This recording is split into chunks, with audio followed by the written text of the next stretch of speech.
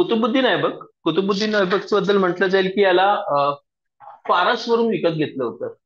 तो फारस मध्ये एक माठ आहे, निशापूर हा प्रश्न आला होता. निशापूर फारस येथून याला एका ख्वाजाने विकत घेतलं आणि ख्वाजाने याचं खूप चांगल्या प्रकारे संगोपन केलं, पण पुढे याला सुद्धा ख्वाजा मेल्यानंतर ज्या मुलांनी याला विकल्यानंतर तो भारतात आलेला आहे. तो कोण होता? तो म्हणजे कुतुबुद्दीन ऐबक. ठीक आहे. आता असं म्हटलं जातं की घौरीला मुलं नाहीयेत, त्यामुळे त्याचं साम्राज्य त्याच्या चार गुलामांमध्ये वाटलं गेलं.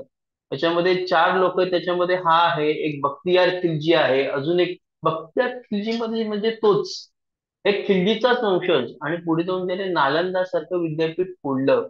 याने 18 सैनिकांविषयी फक्त पूर्ण बंगाल जिंकला. त्याच्याविषयी सुद्धा चर्चा करू, पण सध्या फक्त ऐबक वरती कॉन्सन्ट्रेट करू. कुतुबुद्दीन ऐबक जेव्हा गादीवरती बसलाय तेव्हा त्याची राजधानी लाहोर आहे. सो एक लक्षात घ्या, सल्तनत जेव्हा भारतामध्ये आली तेव्हा त्यांची सुरुवातीची राजधानी दिल्ली नाहीये, त्यांची राजधानी लाहोर आहे. हा प्रश्न विचारतात. दिल्ली कोणी केली? मगाशीच म्हटलं, इल्तुतमिशने दिल्ली केली. तर हा पण विचारतात की सल्तनतमध्ये पहिली दिल्ली राजधानी कोणी केली? दिल्ली इल्तुतमिशने राजधानी केलेली आहे, याने केलेली नाही, ऐबकने केलेली नाही. ऐबकची राजधानी ही हे आहे, लाहोर आहे. ठीक आहे, हे लक्षात ठेवा. ठीक आहे. त्याला अनेक नावांनी ओळखलं जातं. याला ऐबकला बघा, लाख बख्श, पील बख्श, कुरान खान या नावाने ओळखलं जातं. हा खूप दानी आहे. एवढा एवढा प्रचंड दान करतो हा. एकदा महलातून बाहेर दान करायला निघाला की लाखोंचं दान करायचं, म्हणजे याला लाखबक म्हणायचे. एका वेळेस लाखोंचं दान करणारा. एवढा कनवाळू आहे की त्याने त्याला दुसरा हातीम, हातीम कोणी पिक्चर बघितला असेल माहिती नाही. तो दुसरा हातीम, पण एवढा कणवाळी लोकांबद्दल, एवढा एवढा धार्मिक आहे, एवढा धार्मिक आहे लोकांबद्दल, एवढा कणवाळू आहे. धार्मिक असल्यामुळे कुरान खान, त्याचं नाव तोंडामध्ये कुराण पाठ आहे म्हणून कुरान खान. आणि याला सुद्धा. आणि हत्ती पाळण्यामध्ये एक्सपर्ट होता तो. हत्ती पाळण्यामध्ये एक्सपर्ट असल्यामुळे पील खान, पिलीज हत्ती, तो पील खान सुद्धा त्याला म्हटलं गेलंय. पील बख्श किंवा पील खान. सो असं आहे, राजधानी हे आहे. सो जनरली लागबगचा प्रश्न विचारला जाऊ शकतो. ठीक आहे. पहिला कोण? तर हा विचारला, याचा एकच स्पेसिफिक प्रश्न विचारला, तो पण सांगतो. ठीक आहे. याने कुतुब मिनारचं बांधकाम सुरू केलंय. ठीक आहे, हा सर्वात महत्वाचा आहे. त्याने ख्वाजा कुतुबुद्दीन बख्तियार काकी, काकी लक्षात ठेवा, काकी याच्या ते ख्वाजा आहेत ते. ख्वाजा म्हणजे पीर, संतांप्रमाणे ते ख्वाजा आहेत ते. त्यांच्या स्मृतीप्रित्यर्थ ते मार्गदर्शक होते याचे. त्याच्या स्मृतीप्रित्यर्थ त्याने कशाची स्थापना केली? कुतुब मिनार. ठीक आहे. पण एक लक्षात ठेवा, त्याचे दोन पार्ट आहेत. कुतुब मिनारचं बांधकाम याच्या काळात सुरू झालं ऐबकच्या, ते पूर्ण झालं इल्तुतमिशच्या. सो हा ट्विस्टेड क्वेश्चन आहे. तर कोणी बांधकाम सुरू केलं? त्यांना अजून डीप जर जायचं असेल तर कोणी काळात सुरू केलं आणि कोणाच्या काळात ते बांधून पूर्ण झालं, असाही विचारतात. तर हे सुद्धा लक्षात ठेवा. ठीक आहे.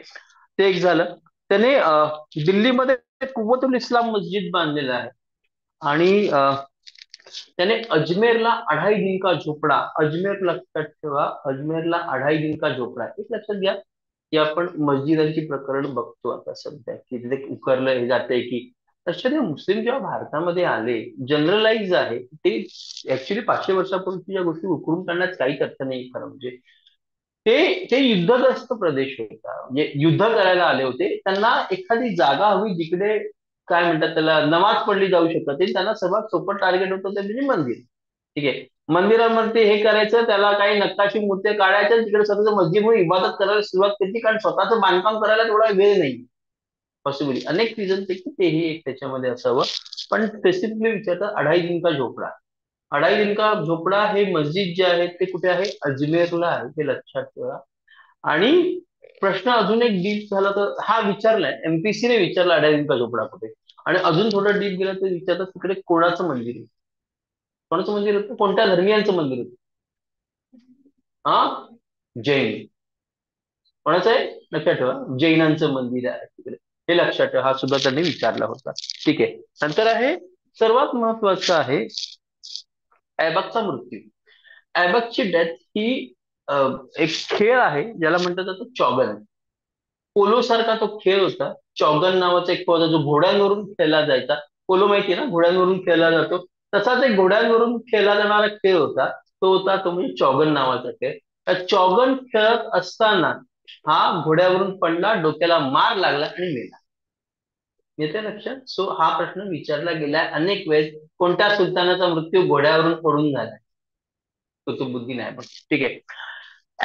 ऐबक नंतर त्याचा मुलगा गादीवरती आलाय 1210 मध्ये. अं, आराम शहा.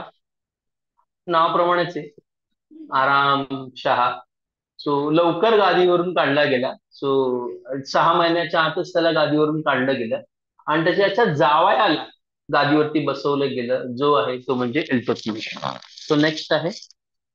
म्हणजे तो आपल्याला याची माहिती, ऐबकची माहिती कुठून सापडते तर हसन निझामीने ताजुल मासीर नावाचं एक पुस्तक लिहिलंय, त्याच्यावरून आपल्याला माहिती सापडते ताजुल मासीर.